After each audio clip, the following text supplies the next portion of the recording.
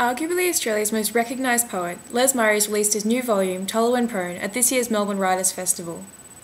Tollo Prone, Murray's 31st poetic publication, has received significant praise and attention at this year's festival. Andrew Reimer wrote of the volume, Tollo Prone bubbles with all manner of curious phraseology and recondite information, the startling juxtaposition of the commonplace and the arcane. Often referred to as Australia's bush bard, Murray continues to deliver his artful depiction of Australian rural life and landscape that readers have come to expect. In midwinter kangaroo nests, Murray writes, "Rasp and whistle, remix this long grass, grown out of hoofprints, to the borders of shade." However, Tollo Prone has a far more international feel than a lot of Murray's earlier works, as he invites the reader to join him on his travels to Portugal, Brazil, London, France, and Geneva.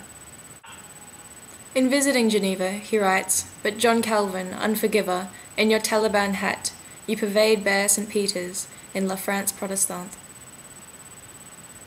The diverse mix of subject matter ranges from sweeping national landscapes to close-ups of a sleeping homeless man or a bird perched on the hand. Murray moves from large to small-scale images with remarkable grace. Fellow poet Derek Walcott said of Murray's work, "There is no poetry in the English language now so rooted in its sacredness, so broad-leafed in its pleasures, and yet so intimate and conversational." Though Murray has often been criticised for being quite a conservative poet in both style and subject matter, Tollo Prone gives life to some of his most unusual work to date. The rhythms are eclectic, the subject matter often surprising. In The Conversations, Murray writes, "A full moon always rises at sunset, and a person is taller when prone. Donald Duck was once banned in Finland because he didn't wear trousers." The effect is startling and welcome. These jarring cultural references sit snugly between rich descriptions of organic forms. Murray's trademark subtle humour makes a triumphant return, transforming some observational stanzas into lean satire.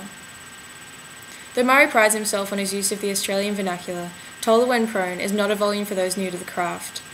Some poems, such as the Munro Survey, are almost impenetrably abstract. However, within the volume, there are figures and images that all will be able to recognise and appreciate. As a storyteller, Murray is warm and unpretentious, his gifts universally apparent. Rumours of a Nobel Prize in the works have only been strengthened by Murray's most recent work, and deservedly so. The 71-year-old has lost none of his prosaic power. Tollo Prone is a must-have for any fan of Australian poetry.